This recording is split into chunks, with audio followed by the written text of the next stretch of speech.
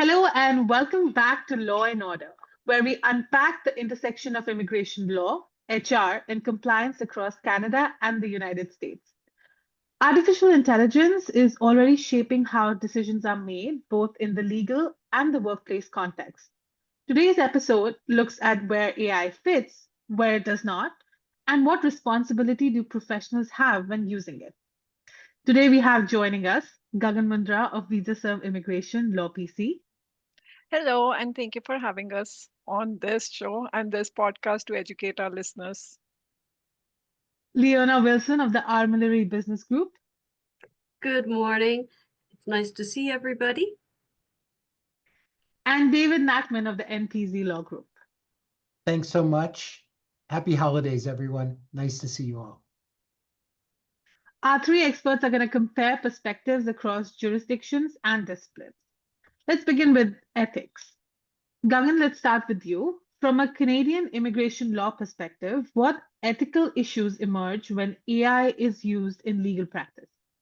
Thank you for that question. And before even I jump into it, I'm going to say I'm not an expert on AI.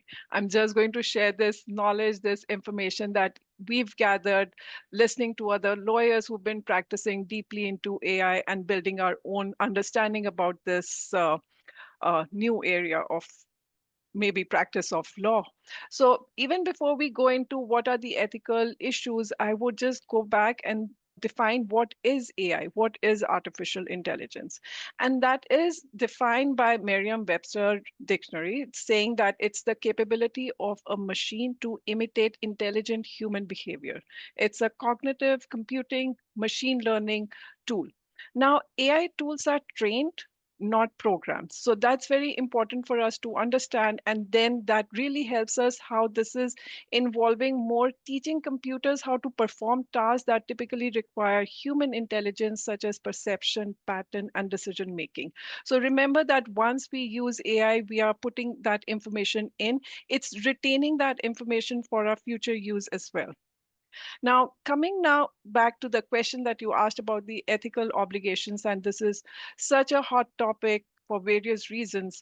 One, we are using as lawyers, we are using and trying to make our life easy by having more productivity and efficiencies, hence reliability and dependability on using AI in the practice of law. Now, this could be used in litigation analysis to analyze complex contracts, make a summary, due diligence review, corporate documents again, which are so complex and that requires use of AI, which makes it so much easy to do that little legal research, drafting clauses, etc.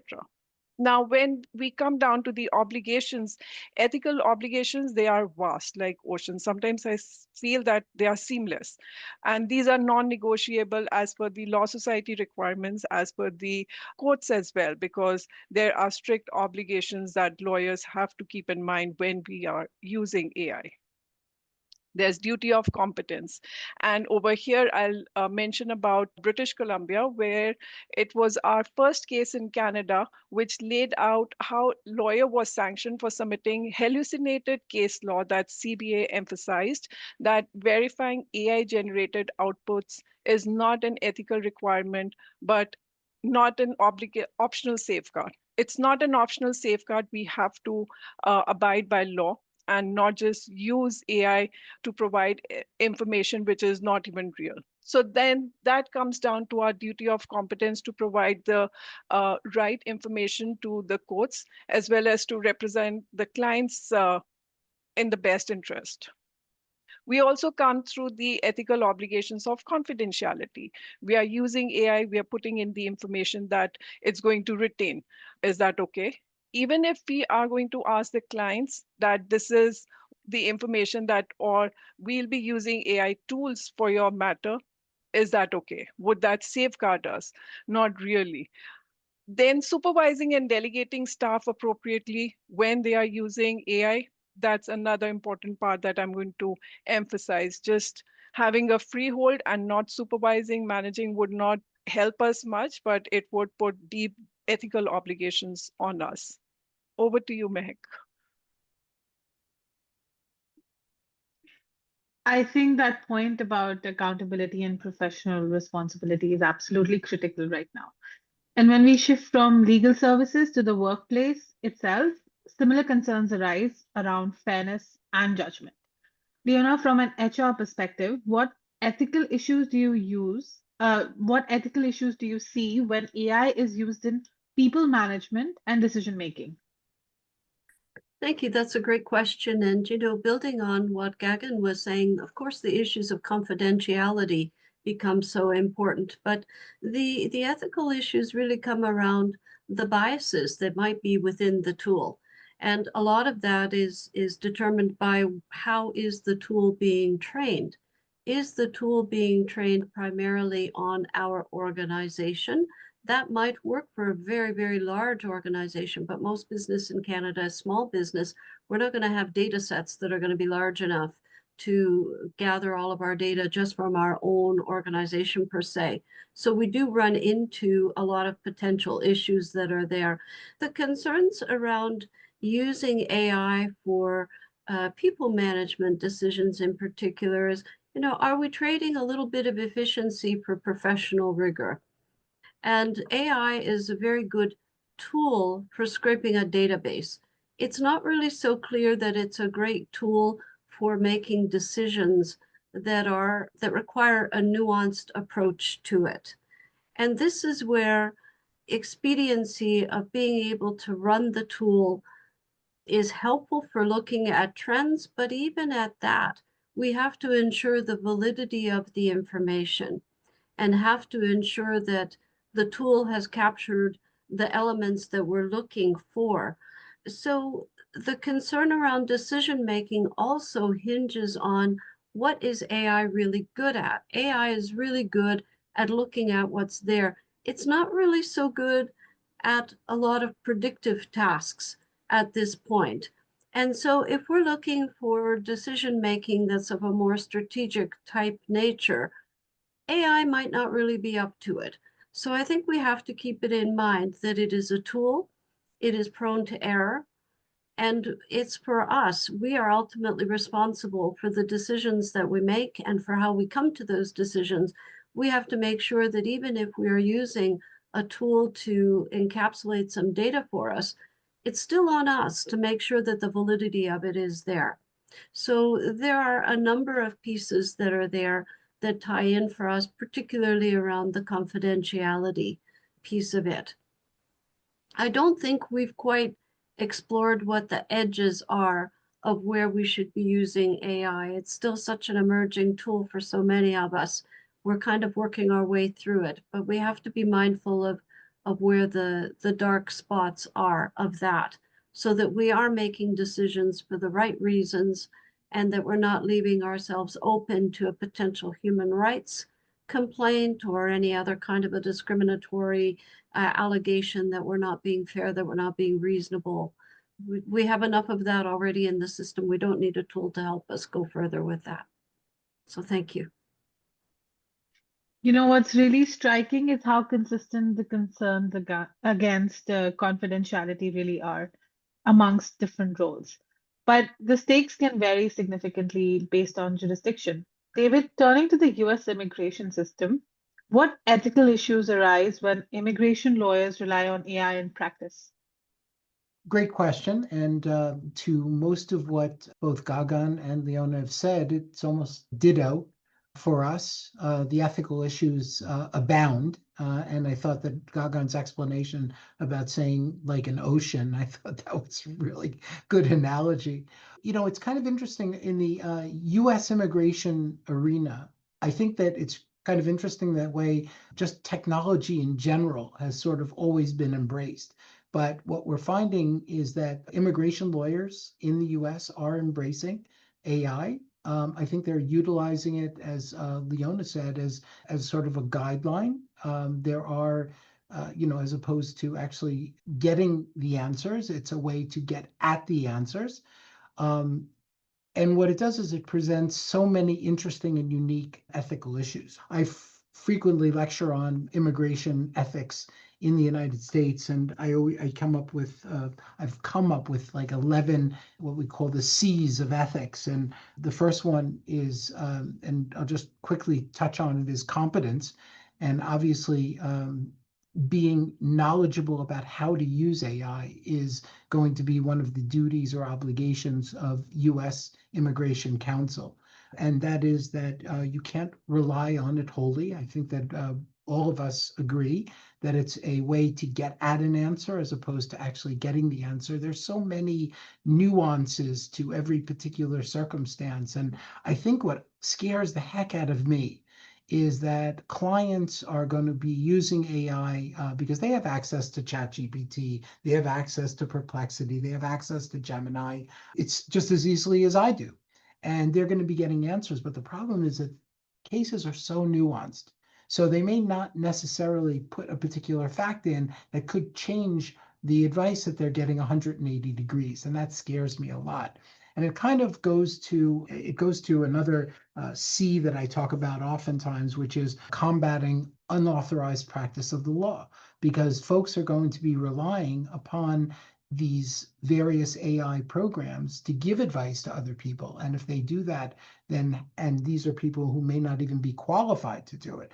We have a lot of what are called notarios in the United States, folks who are, and I think in Canada, we call them agents, which is, and at least in Canada, there's a professional organization that oversees these people, but in the United States, we don't even have that. So these are people who are out there giving advice, and they may be getting that advice from AI. Now, what's interesting is if you take a look at the various AI programs, what's emerged over time is that these AI programs now give links so you can cross-check to see where they're coming from. So is that information coming from a government source? Is that information coming from another attorney who is maybe just basing it on information which he or she may be familiar with? So the drill down is a little different now. And I think that's also one of the things we're seeing is that the programs are getting better.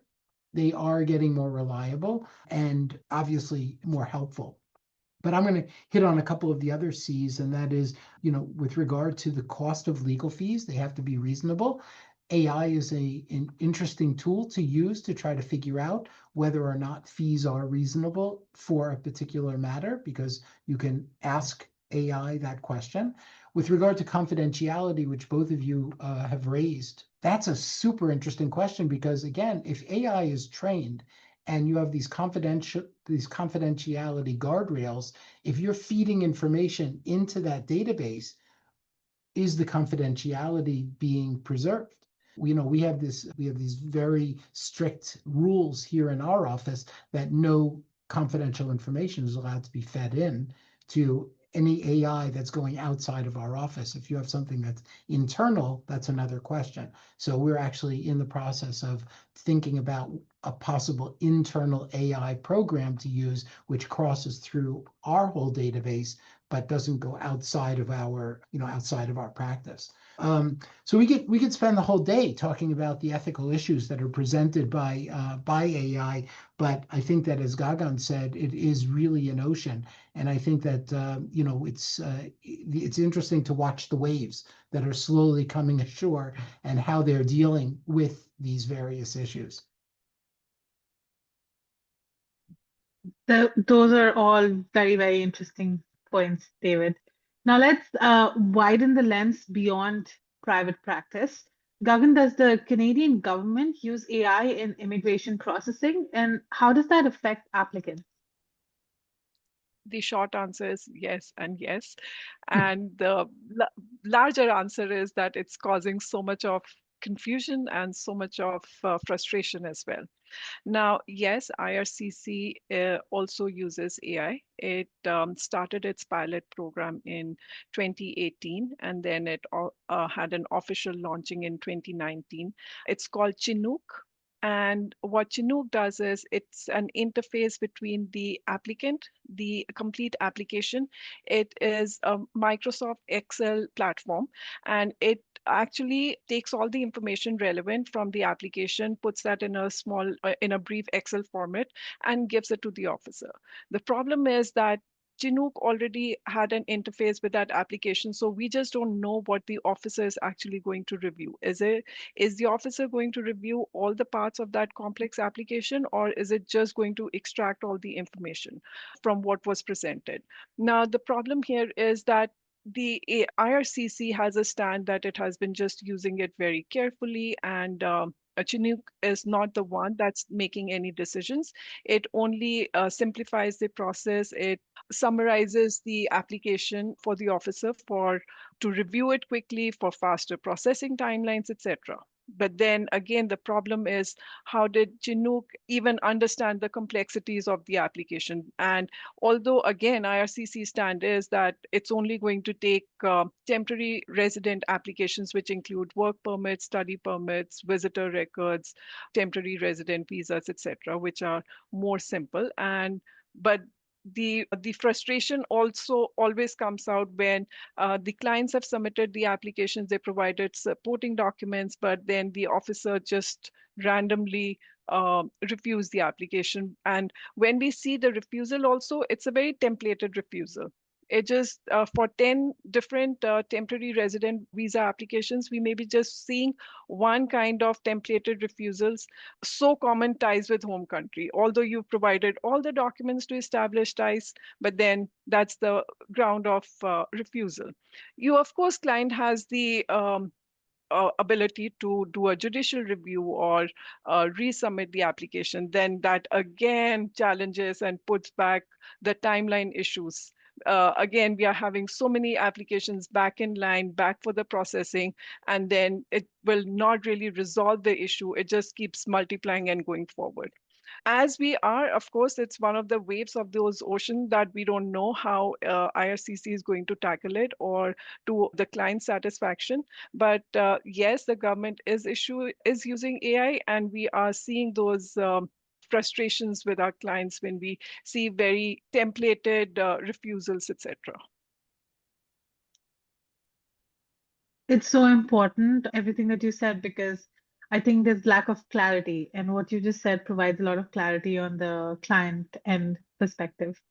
Leona, from your standpoint, how does AI factor into HR systems that intersect with the compliance reporting or even government-facing processes? Thank you for the question. It's interesting because AI, of course, is a tool for us, and I think we're still kind of working through where does it make sense for us to be using this, and in what way. I believe the big concerns that we're always going to have with any kind of compliance reporting, any kind of regulatory requirements and such, are we capturing all of the data that's actually required for us to capture? And are we sure that the nuances of it are as they should be? And so is it including the correct information? Is it excluding the correct information?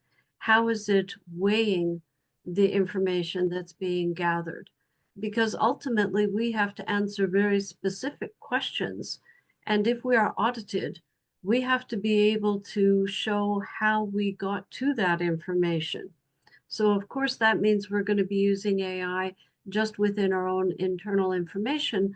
But, best practice is that we should actually keep a list of the prompts that we've used to actually gain that information for ourselves. And then, of course, we need to go back and verify it. And depending on the amount of data and what's being required, perhaps the AI is not the right tool. When we look at payroll systems, for instance, they have many reports that are embedded within them anyway. And so is AI even the right tool depending on what the ask is? I think we have to tread very, very carefully. As always, the concern is around the validity of the information and the ability to go back and replicate that same information that you've gathered if you go back and you try it another day. Because when audited, and we should always expect to be audited when we are reporting information to government, if we're not able to come up with the same answer a second time, 2 years down the road, we are a little bit blowing ourselves out of the water. And so we need to be cautious with that. Thank you. You know, what's interesting is how automation is influencing decisions, even when humans are technically the ones making the final call. David, does the US government use AI in immigration adjudications? And what concerns that does that create? Yeah, it's a great question. And, I have to go back to almost saying Gagan gave me the opportunity to just say ditto. Same information. I actually learned that AI was being used by the US government when I was in Canada. So it was kind of interesting because I was at a conference, and at that conference, the attorneys who practice cross-border were asking questions of the officers, and that's really where the presentation was made. And I didn't realize this, is that the officers in Canada were speaking openly to the officers in the US and talking about how AI was going to be used. What we're seeing from our clients is that when requests for evidence are submitted, and a request for evidence is a document that comes back to us after we've submitted a case with additional information requests from the government, it becomes clear to us when we read these RFE documents that these are machine generated. What they've done is, it almost seems like the government has fed the information and documentation that we have produced to show the individual meets a particular immigration criteria into a machine, and then the machine spits the information back out. It's almost templated. And I think the biggest frustration is it's so templated that sometimes it catches other templates and spits out other templates. For example, I was speaking to someone this morning where the RFE had all this information, which obviously was generated off of what we submitted, but then there was this paragraph that was just left in, and it seems like it was from someone else's template. Of course, it gives us the opportunity to be able to argue, this is obviously not even relevant to our case. And so that helps us to produce probably a stronger argument back to the government. Maybe we can utilize the argument of guilt and make them feel a little guilty that they're using a machine to make these determinations. I don't know how they're going to feel about that. I guess there's a respectful way for us to submit that. But at the end of the day, it's troubling to me that machines are making these determinations. But that's exactly what's going on. And I think it also has to do clearly with the staffing levels, because we know that the staffing levels in the government agencies are down. So how are they able to deal with the volume? It seems to me that they're using AI to keep their costs down, to generate or to deal with higher volumes. So I guess in a way, what it does is it forces us to put ourselves in the shoes of the machine and to think about how that RFE is going to come back to us templated. And also it helps us to understand what we need to feed back to them to try to get it out of that we'll call it a machine determination scenario.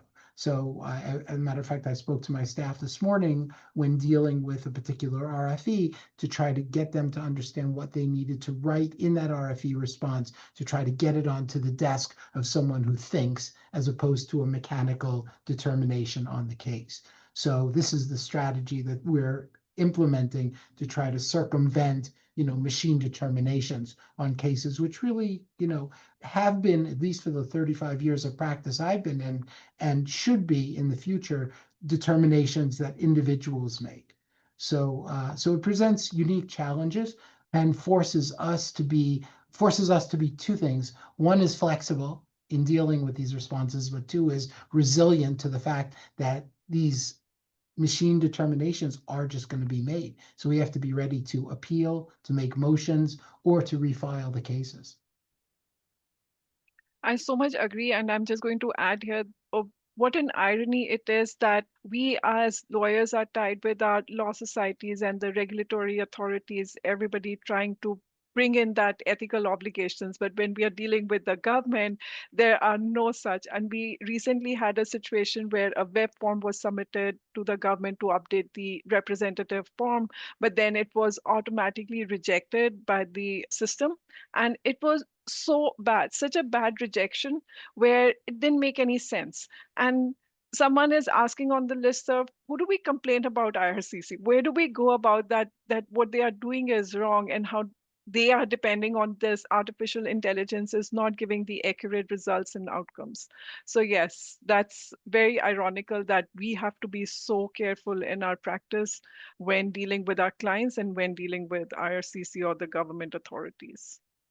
And it's interesting, actually, Gagan, because what we're seeing now, at least with regard to litigation, and I know Leona in HR. So when you have these lawsuits that are brought by whistleblowers and in the labor and employment context, if when the lawyers are generating briefs and these briefs are generated through AI and they're not giving accurate information, the judges are saying that the lawyers have to pay penalties for giving inaccurate information in the courts, right? And so, this is the kind of thing, like, where's the punishment? How does the punishment occur? And does the punishment force lawyers to start using AI properly as opposed to, just submitting hallucinated citations? No, actually, we have our most recent or the first case ever in Ontario. And this case is about how the lawyer used ChatGPT to respond the submissions in litigation.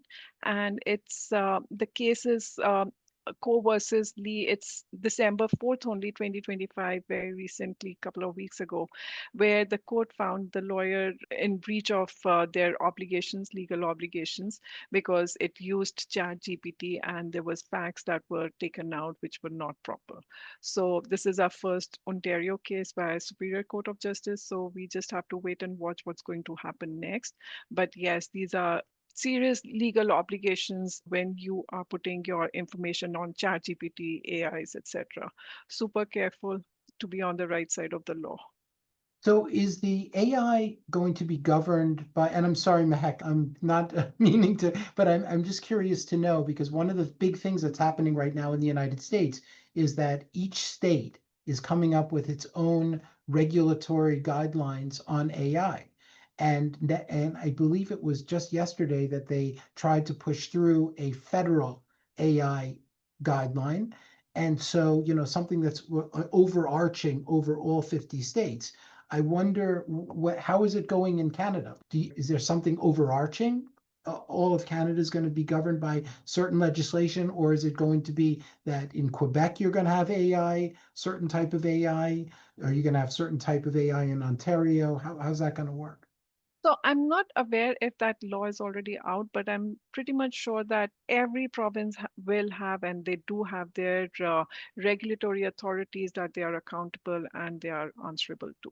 So for in law, with law, I can say it's Law Society of Ontario, and it has laid out very clear guidelines when using AI in advising your client. You're not going to take all the information, put that on ChatGPT or AI and say, okay, what is my advice going to be to this client? So that's not going to happen at all. So there are very clear on Law Society's website, there are professional obligations which indicate about it. And of course, we are also I'm pretty much sure that there'll be something on the federal level also, so that there are bigger corporations that are present throughout the provinces. So there'll be something to tie them up as well. And again, I would not shy away saying it's an ocean and we are seeing new waves each time we talk about AI. How about yours in HR? Well, it's interesting. We hear a lot about using it, not so much about some of these deeper issues, above and beyond the need for confidentiality and for accuracy. But when we think about the use of AI policies, this is something that many organizations are being told that they should have. And I believe the larger organizations are on top of this already for, where they can use it and where they cannot. But again, within the Canadian context, most business is small business.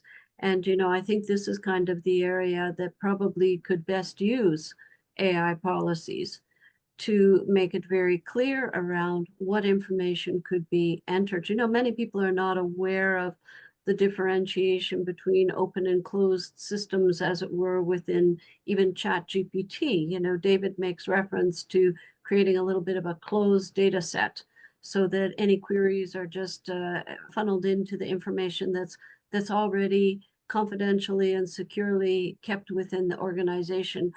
And, this is, I think, the training that people need to be getting. And this is why the policies become so important for us to have, to outline which tools, if we're going to say that you're to use a certain tool for professional purposes, which one is it going to be? Making sure that you're on the right version of it so that you're not inadvertently putting confidential information into, what's feeding your competitors' queries, so to Right. speak. To again be sure about requiring that individuals are responsible for determining the validity of the information that they're using. And again, this kind of comes down to, are we going to see policies that really go back and say, from an audit perspective, you need to keep your prompts. You need to make it clear on where you trained those questions, or, if there was a certain software program that you were just putting that query to, how did you come up with the information that you did, and what are you going to do with it? So no question, we have to get on top of it. In some ways, it's a little bit reactionary, I think, in some organizations, because I don't think anybody really anticipated a few years ago where we would be today with AI. And, to me, when I look at what's out there, it feels a little bit like the Wild West. There are so many different AI tools that are out there, and people are using so many different tools. And I don't think people are reading those EULA agreements to really see what's happening with that data and where it's going. And, when this little startup unfortunately doesn't make it, what's happening with all that data? Where's that going?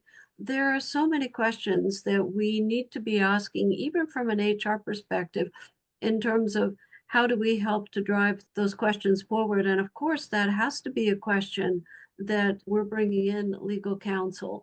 We have to be dealing with IT. We have to be dealing with finance. We have to be dealing with operations. And we really have to think about, what's the implication of using these tools? Because fact of the matter is, most of the time we won't know until there's already been a problem. And then what? How will we actually know what people are doing and what kind of queries they're putting into AI? Without a policy, we really don't have anything to fall back on.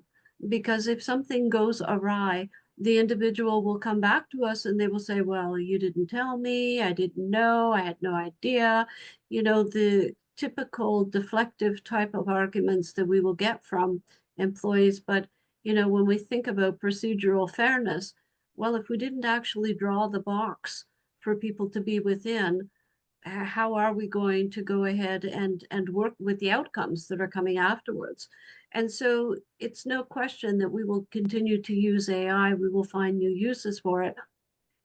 I think the issue for us when we're looking at developing our policies is, how do we help our teams to make good decisions around when they will use the tool? And how do we, in as much as possible, build in the safeguards? And I believe this is something that's not going to be a one and done type scenario, because it is evolving and the capabilities are there. And things are moving so fast in the business community. I think it's going to be something we're really going to have to pay close attention to for a little while, until it becomes a little bit more normalized within our operations. I wouldn't really say it's normalized at this point. It's still kind of the new kid on town. And, we're kind of feeling our way through it. We're exploring our way through it.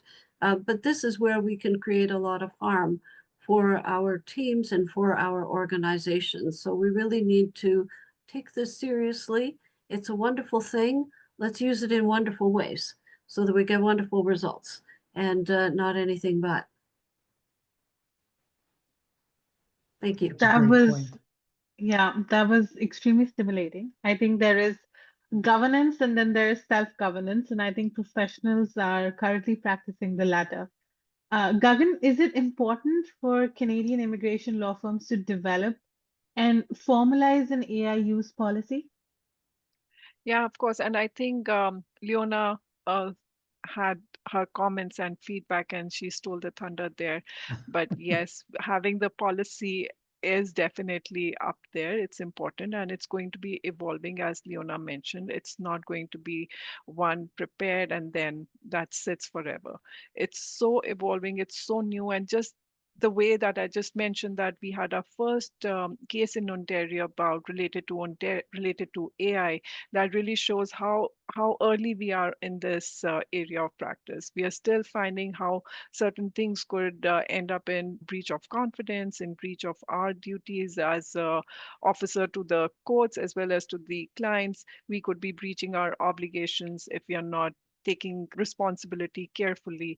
So yes, we are still on that early stages. Preparing policies is one, and making awareness and spreading that awareness is so important, that those little chat GPT and AI generated answers could lead to deeper problems and issues later on.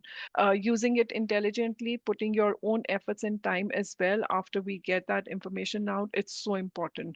Just the way the British Columbia, we had another first case. We actually started having our first case from British Columbia about use of ChatGPT and AI. And again, the problem there was where those hallucinated cases were referred. Make one more step, make efforts that if something has been created or provided, go check the archives, go check the library, go check if that law really existed, and is that going to support you, or is it going to come back and bite you and harm you more? So yes, awareness and conscious efforts is so much needed, while we also prepare our policies for our staff and everybody around us to follow. That's extremely important, especially the part about adding guardrails to this policy. Moving back to the workplace, Leona, you've already explained to us that organizations and HR departments should have a formal AI use policy. But how should these organizations and HR departments go about doing that?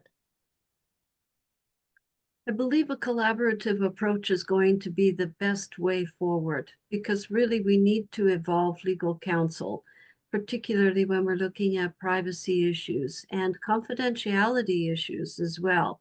We want to make sure that our AI policy is in alignment with our other policies as well. And this is one thing that I often see, that a policy is written in isolation, but doesn't take a look at the other landscape that's been created within the organization in terms of the rest of the policy framework that is there.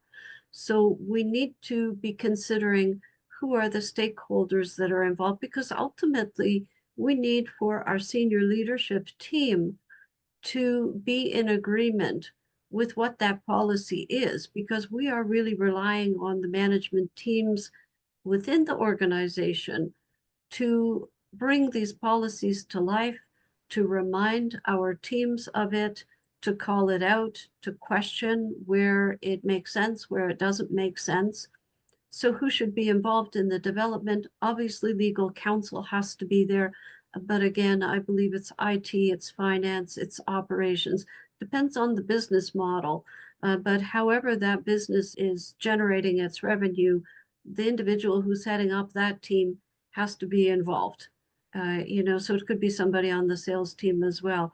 And to have to find a way to come up with something that is not going to be ignored, but doesn't impede the work of the business. And I think this is the fine line of it. It's a very powerful tool. We have to use it. We will all be left behind if we don't. And yet, how to use it in a way that makes sense, and to make sure that the policy is clearly enough articulated to individuals that they can really understand and be able to make use of that information. I find this is where some of these concepts can be lost on people. And in terms of the training of any kind of policy, role play becomes very important, where you give people scenarios and give them opportunities to demonstrate their critical thinking skills and allow them to really intersect what they are doing with what's being asked of them. We have to take it to that extent, and I hope that people will. It's really for the benefit of the business, and it certainly makes the life of HR and of counsel so much easier if there's a problem, to be able to address it in such a way, because there are going to be times whereas in an organization, we're going to have to separate what we have asked our team to do from what they actually do.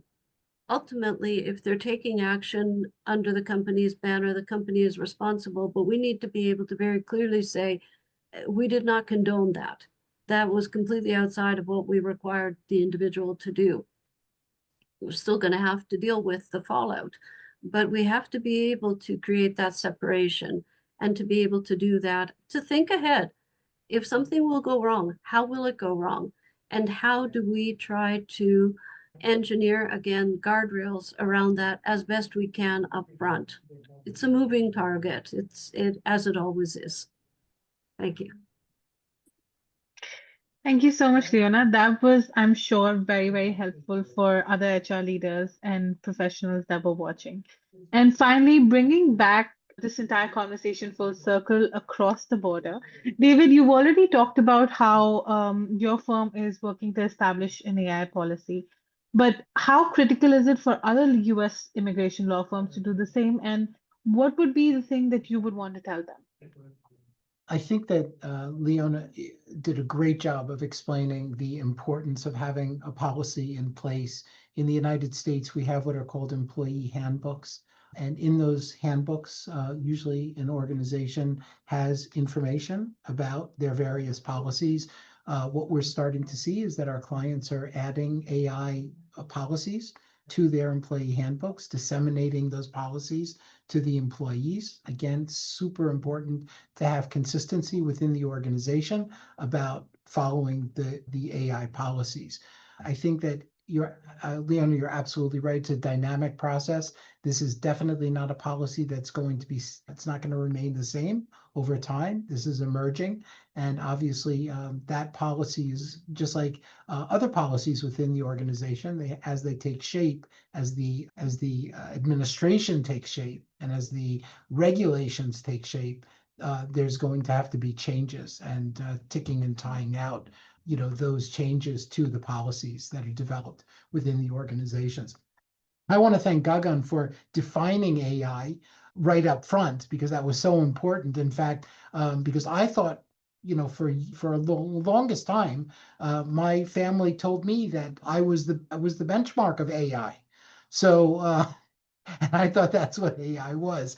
So I thought it was great that you were able to define it, because I think a lot of people don't even recognize that that is what AI is all about, and how it's almost it's technology on steroids is really what it is. And, how it's going to change, it's really going to change the future of both the employment arena, as well as the immigration arena, as well as for lawyers practicing throughout the country, throughout the world. Yeah. And I think what today's conversation makes absolutely clear is that AI is not a substitute for judgment, ethics, or even accountability. Whether in law or HR, responsibility always rests with the professional, not with the technology. Thank you so much, Gagan, Mundra, Leona, and David Nachman, for joining us on Law and Order. If you found this episode valuable, follow and subscribe for more conversations at the intersection of immigration, work, and compliance. And you can also press the little bell icon to be updated every time we post. Thank you so much, and I will see you all in the next one.